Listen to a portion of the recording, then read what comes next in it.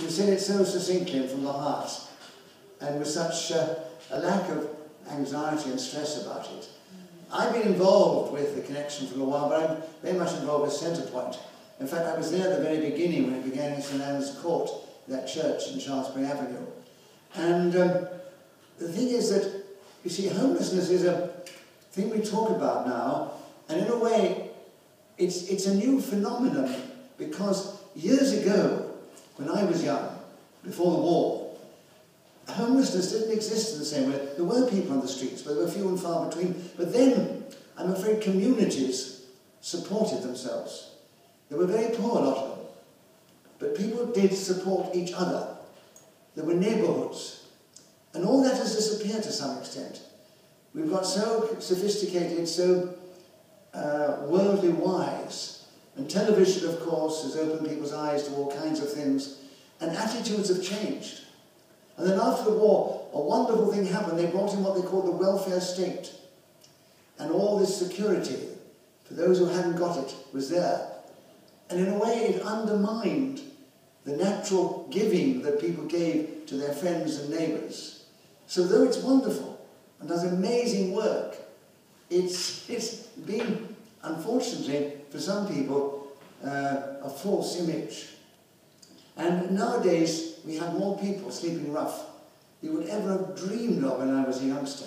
There were just a few vagabonds and rogues and tramps, as we call them. But nowadays, that's gone. And so people are on the street. And I know the reason, because I've talked to them. And it is because in our very stressful life, and life today is far more stressful than it was when I was young or before that. I mean, the stresses that exist for all of us, not only having a job, making sure that job's going to go on, bringing in, paying the rent, the gas bill, then we read all the papers all the time now about gas and electricity and heating going up, and this phrase they're using now for some people, are they going to eat or they're going to spend their money on eating or heating? It's a very stressful world in which we live. We read about the poverty in underdeveloped countries, and but in our country we have a different kind of poverty. And the way I've seen it, from my thing, is that when I was younger, there was a sort of strata of society. And there were people up at the top who earned ridiculous sums of money. And there were some who earned a little less. And it was all graduating down until people earned a good living, a well-to-do living, a modest living, and those who had enough, and those who had not enough. Nowadays, no. There's a few people out there who earn ridiculous, obscene amounts of money. I think we all know where they come from. And then there's a huge gap. And then there's a whole strata of people who earn a good living and live comfortably. And then there's another huge gap. And then there's the people at the bottom who don't earn enough to keep their body and souls together and live comfortably. And then those people in that particular strata, it's awfully stressful. Now, stress can lead you to do all kinds of unusual things. And some people get driven by the fact they can no longer cope. So they've lost their job, or they've been let down the last time. And suddenly they can't face the idea of handling the bills and the rent and everything else.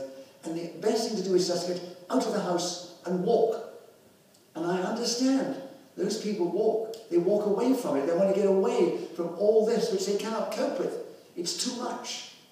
They need a very skilled psychologist, but you can't have psychologists on the street helping, counselling people like that. These people go out and they have to find their own way, and they sleep rough on the street.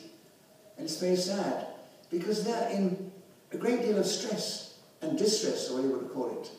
And I admire people like Alexa, who's understood this. She's faced up to it. She's come through it. That's the bravest thing that you can do. And you've done it, my darling. And I'm sure others are trying to do it as well.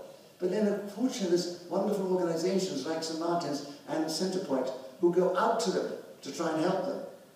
And then you've got this wonderful idea which the Connection has of bringing them in, because everybody has something to say, some way to express themselves. And art is, of course, a wonderful opportunity, because in painting, you get rid of a lot of the emotions which are distressing you or tying you up.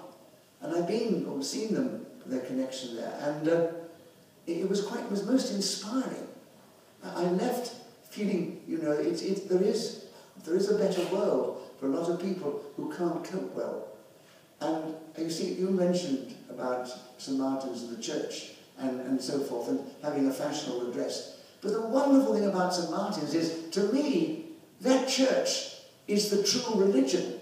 It may be the Christian faith, but they give out to everybody, no matter what faith or what denomination or what background or what they are. They go out to the people. They are what Jesus Christ and all the people who were his disciples and other religions as well went out, and they wanted to help people. And they do it in a very positive and explicit way.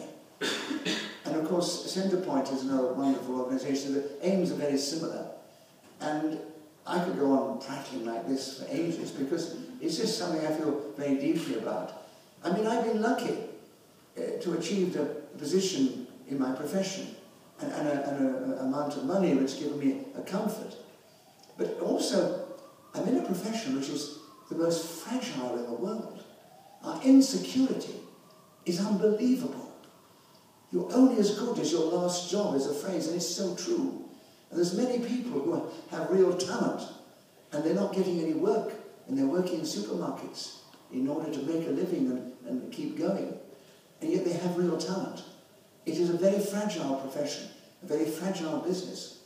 And you have to keep going. And the reason I'm still working now at my advanced age and can still do it, so they want to employ me, as you very generously said there, and give me work, is because you have to keep pushing and striving and fighting against the odds, because they exist there.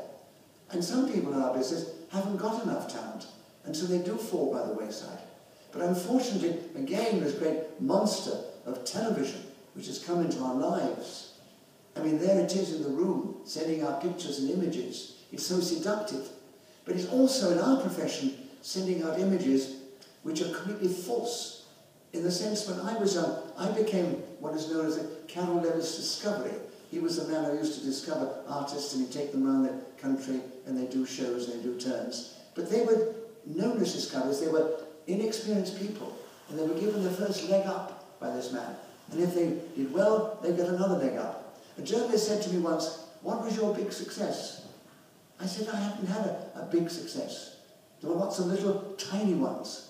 One step leads to another. You do a job, it works well, they ask you to do something else, and so on. And of course, eventually, it may pay off, and you do something really significant."